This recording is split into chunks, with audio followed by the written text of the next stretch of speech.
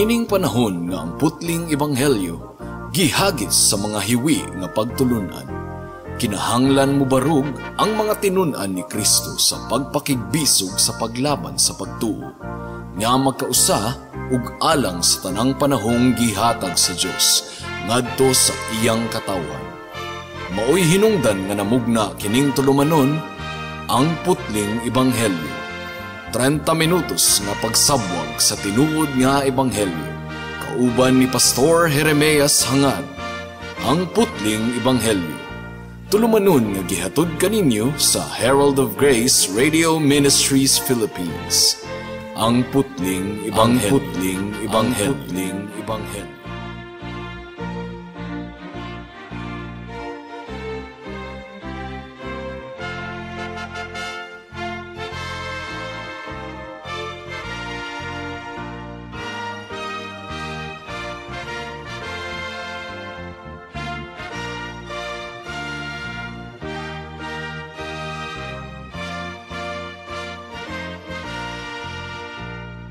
Okay, i-review nato kadali ang atong gitun-an ni adtong miaging semana kung unsaon nato pagsimba ang atong buhi nga Dios. Ug atong nakatunan ni adtong miaging semana nga ang pagsimba nga atong gihisgutan dili ang personal worship, dili ang family worship, dili ang chronic worship nga pwede natong himuon bisag asa ta moadto. Ga-drive ta sa atong sakyanan, nanghugas ta og plato. Chronic worship ang tawag ni ana. Nakigistorya kita sa Ginoo, gatamod kita sa Ginoo, midayig kita sa Ginoo. But the kind of worship nga atong pagatun-an or atong ginatun-an mao ang formal worship or corporate worship kauban ang mga katawhan sa Dios. Ug dunay tulo ka description sa Biblia nga atong gitun-an ni adtong miaging semana mahitungod sa corporate worship or formal worship. Una, it takes place within the church. Nagakahitabo kini sa nagkatigom nga iglesia sa atong Ginoo. And then ikaduha, nagsaad usab ang Ginoo nga atua didto ang iyang espesyal nga presensya. Ug ato gayud kining barugan, gumikan kay saad kini sa Ginoo, wherever 2 or 3 are gathered together in my name, there I am in their midst. Ug ikatulo, ug ato kining gi-introduce og jutay ni adtong miaging semana ang pagsimba nga corporate or panagtigom sa pagsimba. It is to be regulated by the scriptures. Ang balaang kasulatan mao ang mag-regulate niini mga kaigsuunan.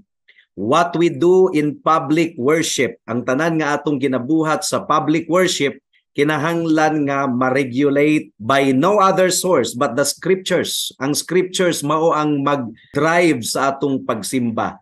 Parihong daang tugon ug bag-ong tugon nga mga prinsipyo. Ug ang tawag niini mga kaigsuunan, regulative principle of worship. Nganong regulative? Because our worship is regulated by the Word of God. Kay kung pasagdahan kita sa atong kaugalingon, mura og nindot i-insert ang bisag unsang butang, nagkalain-laing butang nga atong ganahan i-insert sa pagsimba. But if we are to be regulated by the scriptures, nagpasakop kita sa kabubuton sa Ginoo ug atong nasabtan nga ang Biblia insakto na. Dili na kinahanglang pun-an pa nato dugangan, dili na kinahanglang atong dugangan para mas munindot. Ang Ginoo mo'y gasugo kanato nga simbahon nato siya ug siya usab ang gasugo kung unsaon siya nato pagsimba. So regulative principle of worship nga gi-coined kini sa atong mga Reformed ug Puritan forefathers. In fact, at the very core of the Reformation, Protestant Reformation nga gisugdan ni Martin Luther was the conviction nga ang Biblia lamang mao ang standard sa atong pagtuo ug sa atong practice. Ug appeal na niini ang public worship. So atong konsultahon ang mga bersikulo sa Biblia nga nagpamatuod gayod nga ang pagsimba ato kining limitahan sa gipadayag ra gayod sa Ginoo. Dili maayo nga atong dugangan og elemento nga wala gisugo sa Dios. Gipadayag kini sa Confession of Faith nga gi-embrace kini sa mga Reformed churches ug bisan pa sa mga Baptist churches karon. Ang Confession of Faith ni adtong 1689, ang giingon sa chapter on public worship, ang giingon dinhi, ang madawat nga pamaagi sa pagsimba sa tinuod nga Dios gimbutan niya mismo. Mao nga gilimitahan lamang kini pinaagi sa iyang gipadayag nga kabubuton aron dili siya pagasimbahon pinasikad sa imahinasyon ug mga laraw sa mga tawo o sa sugyot ni Satanas, ilalom sa bisag unsang makita nga representasyon kaning mga imahin o sa bisan unsang paagi nga wala gitakda sa balaang kasulatan. So ang core manggod sa Protestant Reformation, usa sa mga singgit nila sola scriptura, Biblia lamang, kasulatan lamang, dili na nato dugangan ang Biblia. So atong pagatun-an karon ang tulo ka pamatuod nga naga-support sa regulative principle of worship. Proof number 1, it is embedded in the second commandment. Anaa gayud kini sa ikaduhang sugo sa Ginoo, sa napulo ka sugo. Kung sa unang sugo gitudluan kita kung kinsa lamang ang atong pagasimbahon, ang giingon sa first commandment, you shall not have any other gods before me. Ug sa ikaupat nga sugo gimanduan kita kung kanus-a kita magtigom alang sa pagsimba, that is the Sabbath day nga atong pamatud-an kini, gumikan kay sa daang tugon ikapitong adlaw kini, pero sa bag-ong kasabutan gibalhin kini sa unang adlaw sa semana, ang adlaw sa pagkabanhaw ni Jesus. But the essence of the command remains the same. 1 day out of 7. This is the Christian Sabbath, ang Lord's Day. So kung sa unang sugo gimanduan kita kung kinsa ang atong pagasimbahon, ug sa ikaupat nga sugo gimanduan kita kung kanus-a kita magtigom alang sa pagsimba, sa ikaduhang sugo gitudluan usab kita kung unsaon nato pagsimba ang Dios. Ang giingon sa Exodus chapter 20 verse 4, ayaw kamo paghimo alang sa inyong kaugalingon og linilok nga mga imahin, bisag unsang hulagway sa bisan unsang anaa sa langit sa itaas, o sa yuta sa ubos, o sa anaa sa tubig sa ilalom sa yuta. Ayaw og yukbo ngadto kanila, o simbaha sila, tungod kay ako ang Ginoo nga inyong Dios, abughuan nga Dios. So unsaon man nato kini pagpasabot mga kaigsuonan? Logical lamang nga ang Ginoo lamang ang adunay katungod nga mudikta kanato kung unsaon siya pagsimba sa iyang mga katawhan. Dili kita magbuot-buot kay basin og ga-assume kita nga giganahan ang Ginoo sa atong ginabuhat pero wala di makauyon ang Ginoo.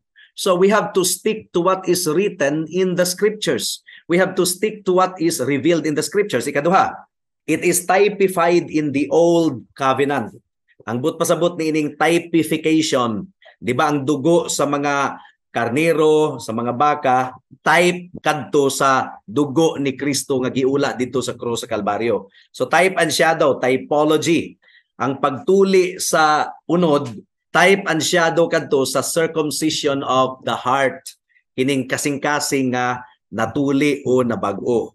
So doon na may mga type and shadow sa old covenant.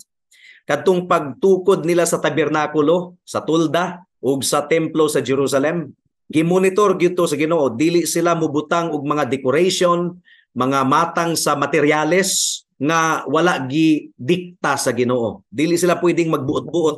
Kung ang pagtukod sa tulda ug sa templo istrikto gayud kayo ang Ginoo nga dili sila magbuot-buot kung unsa ang materyales nga pagagamiton, kung unsa ang color, kung unsa ang decoration, kung unsa ang matang sa panapton nga itabil dito sa tulda. Kung sa physical nga aspeto istrikto gayud kayo ang Ginoo, misamot na sa elemento sa worship.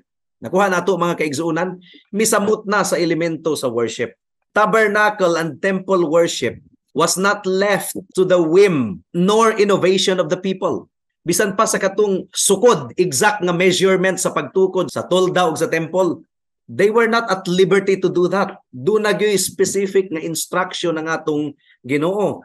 And thus, we read throughout the book of Exodus, ug iyang gibuhat ang sumala gayud sa gisugo sa Dios kang Moses. That is, gitukod ni Moses ang tabernakulo just as he was told by God. Wala gid siya milapas ni adto mga kaigsunan. And then within the book of Leviticus, the Lord gives Moses exact and detailed specifications for conducting worship within the tabernacle.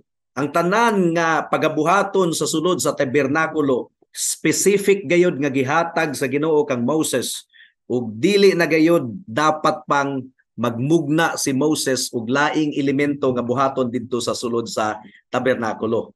For example, Exodus chapter 20 verse 25. Ang giingon dinhi kung magtukod ka alang kanako og usa ka altar nga bato, ayaw kinig tukura nga adunay tipak nga bato. So kinahanglan daing tibuok gayud nga bato, walay buak. Tungod kay kung imong gamiton ang imong hait nga sundang niadto aron tibagon ang bato, imo akong gipasipadan. So, pagpasipala di ay sa Ginoo ang paggamit og bato nga buak, nga tipak. Kinahanglang tibuok gayud. Anino kadto sa pagsimba nga dili gayud dawaton sa Ginoo ang half-hearted worship. Kinahanglan ang pagsimba nato kinatibuk-an gayud nga nagagikan sa atong kasing-kasing. Leviticus chapter 10 verse 1 and 2. Si Nadab ug si Abiho nga mga anak ni Aaron. Ang giingon dinhi, niadto si Nadab ug si Abiho nga mga anak ni Aaron mikuha og sunugan sa mga halad, ug ilang gibutangan kini og mga kalayo, ug gipatungan og insenso. Mihalad sila og lahi nga matang sa kalayo nga wala gisugo sa Dios kanila, ug migula ang kalayo gikan sa atubangan sa Ginoo, gilamon sila ug namatay sila sa atubangan sa Ginoo. You see, gahalad sila og lahi nga matang sa kalayo.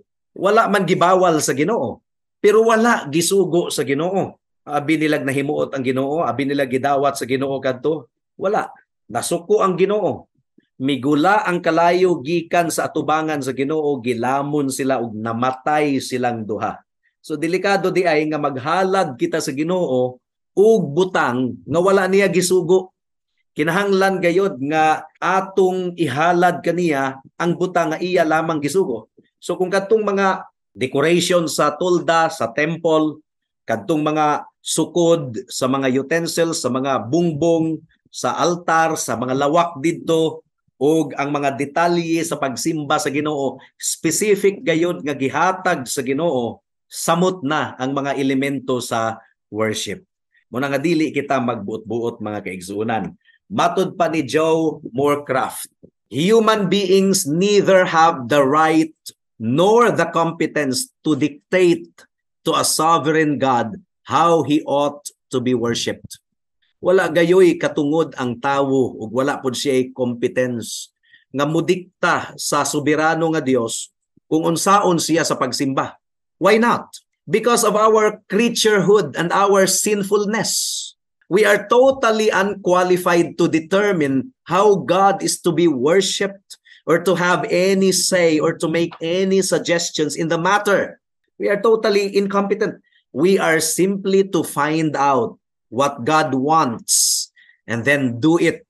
So matud pa ni Joe Morecraft, ato kunong sayron kung unsa ang gusto sa Ginoo ug ato kanang pagabuhaton. Only God has the prerogative to determine how he is to be worshipped and served by his creatures. Ang Dios lamang ang adunay prerogative kung unsaon siya sa pagsimba ug pagpangalagad sa iyang mga katawhan. It is the height of arrogance, superstition, and idolatry to think we have any prerogative to determine how God is to be worshipped. How dare the clay dictate or suggest anything to the potter. So hinaot nga gitandog kita sa Ginoo niini mga kaigsuonan no, gumikan kay importante gayud kaayo kini. So, bukatong ikaduha nga pruweba. Gikonsulta nato ang mga passages sa Old Testament. Ikatulo nga pruweba, gitudlo usab kini sa Bagong Tugon. Dili lang sa Old Testament. Gitudlo kini sa Bagong Tugon. For example, 1 Timothy chapter 3 verse 14 and 15. Ang giingon dinhi, These things I write to you. So, gisulat kini ni Pablo kang Timoteo. Though I hope to come to you shortly. But if I am delayed, kung madilatar man ako, matod pa ni Pablo, I write so that you may know how you ought to conduct yourself in the house of God. So gisulatan ni Pablo si Timoteo aron masayod siya kung unsa ang ilang binuhatan sa balay sa Dios, which is the church of the living God, the pillar and the ground of the truth. Buday kini ang tumong ni Pablo nganong iyang gisulatan si Timoteo. Unsa ang iyang tumong? I write so that you may know how you ought to conduct yourself in the house of God. Sa laktod nga pagkaistorya, isip usa ka leader didto sa iglesia sa Efeso, gisulatan ni Pablo si Timoteo aron masayod siya kung unsaon niya pagkandak ang pagsimba sulod sa simbahan. They were to do exactly as God has commanded, neither adding or taking away from His express commands. Walay makuha, walay madugang sa gipadayag gayod, sa gisugo gayod sa Dios. And thus, we find nga sa atong pagtuon sa New Testament scriptures nga ang tabernakulo ug ang temple types and shadows kadto sa church. Remember, in the New Testament, we are the temple of the Holy Spirit. The church is called the house of God, the pillar and ground of truth.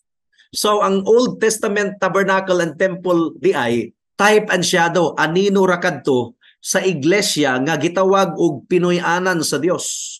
House of the living God, the pillar and ground of truth. House of God. So, ang pangutana niini mga kaigsunan, unsa ang mga elemento sa worship?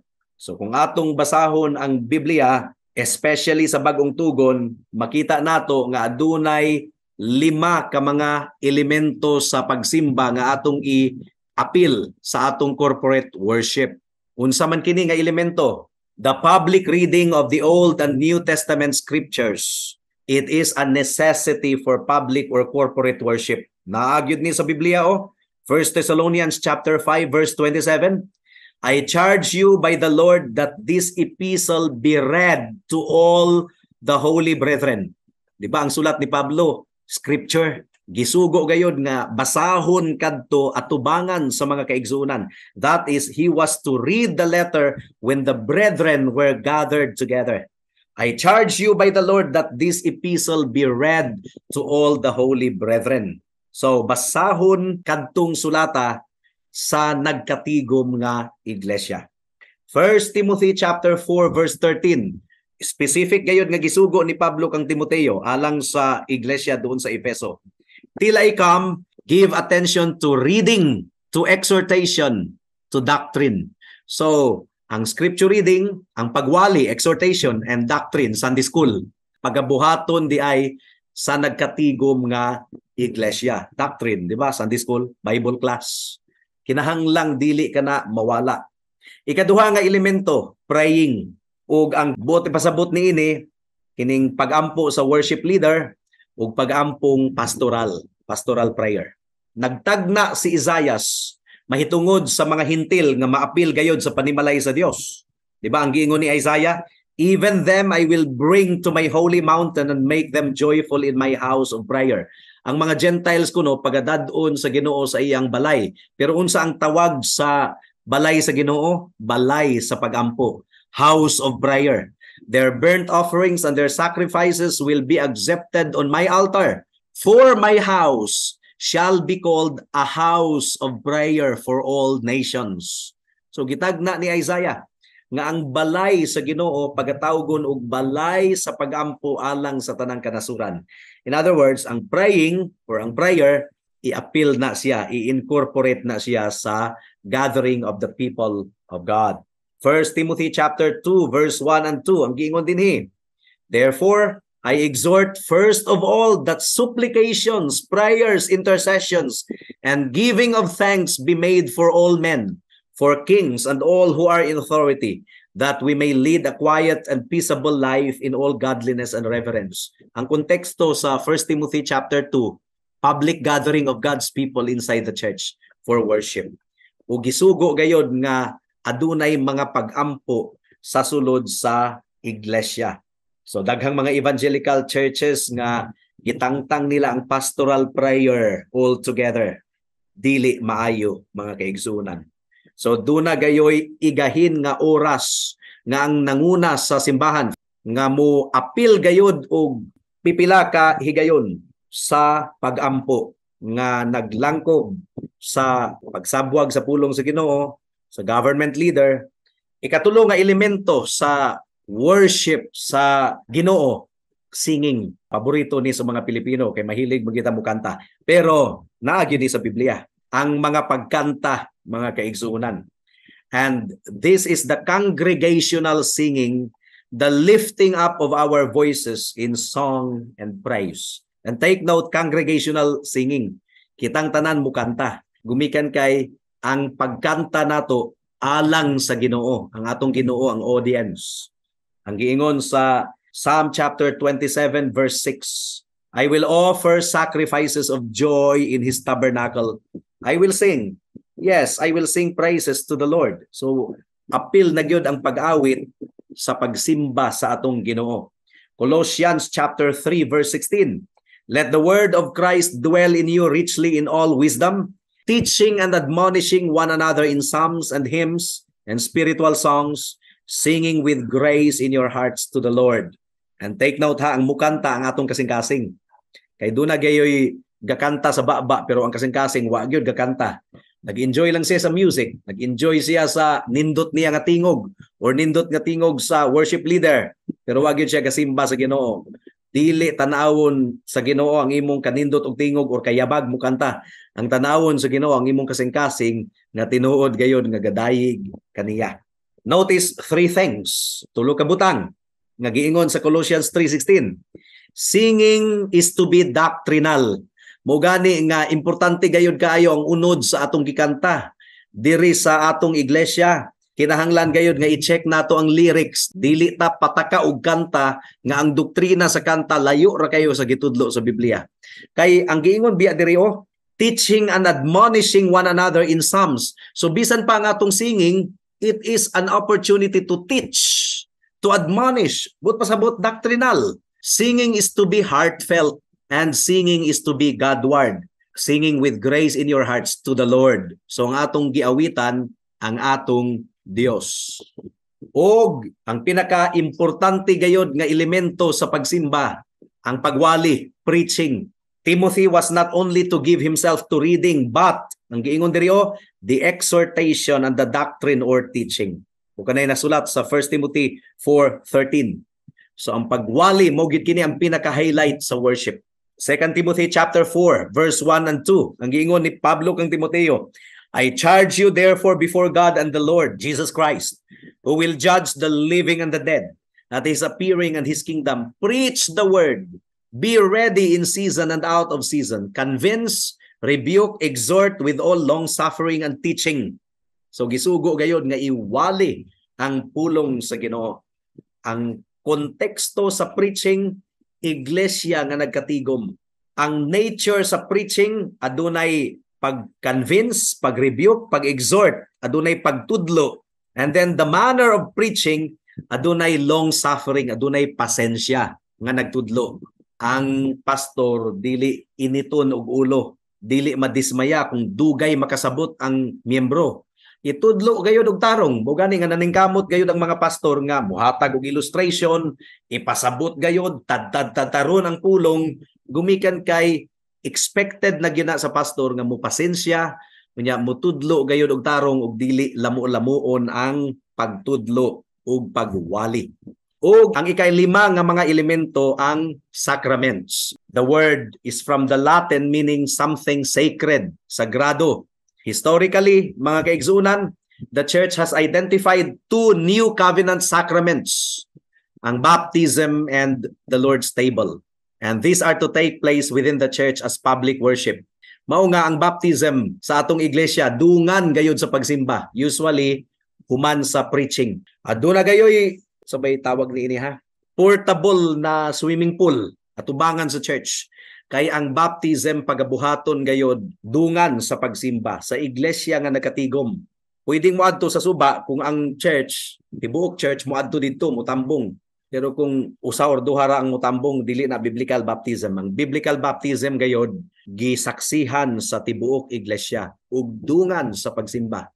So ang baptism sa atong church, sa atong buluhaton, dungan sa pagsimba sa adlawng Domingo, nasaksihan sa tanang mga katawhan. So immersion, kay ang but pasabot sa baptizo sa Greek language is immersion, ilubong, dili wisik-wisik, dili bukbo, kundi immersion. Baptizo, dili gyud nato usbon ang meaning sa Greek language. Dunay Greek language sa sprinkling ug pouring, but that is not used for baptism. Ang pulong nga gigamit sa baptism is ilubong sa tubig, because that is a picture of the death of Christ, His burial, and His resurrection. Ang Lord's Supper pagabuhaton during public worship. So sa atong pagtapos sa atong pagtuon on the worship of the Lord our God, aduna kitay mga general observations. Behold the folly of many professing Christians.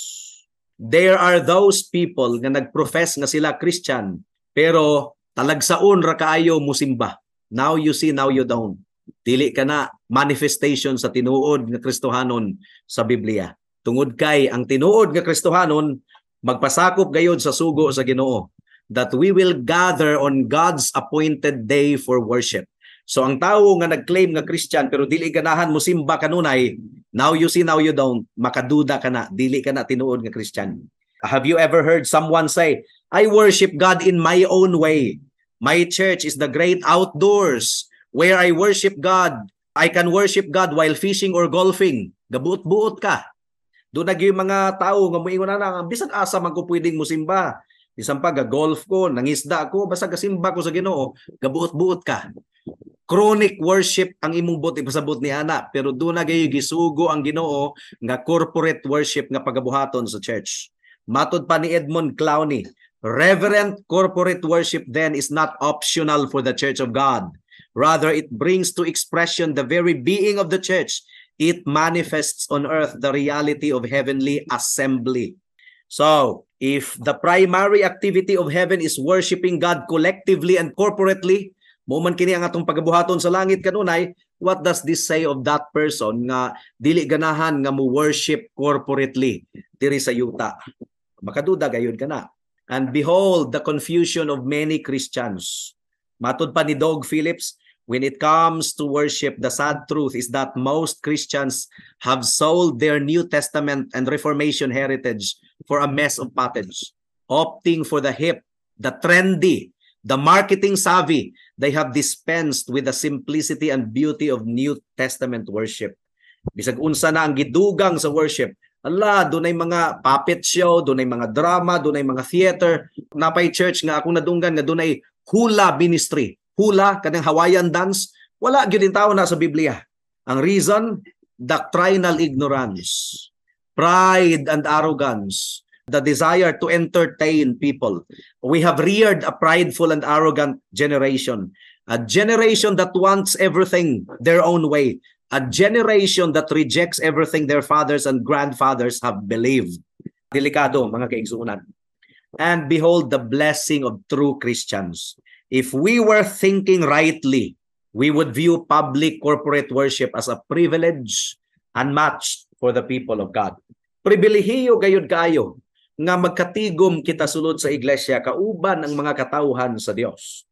Psalm chapter 27 verse 4. Ang giingon dinhi, one thing I ask of the Lord, this is what I seek, that I may dwell in the house of the Lord all the days of my life, to gaze upon the beauty of the Lord and to seek Him in His temple.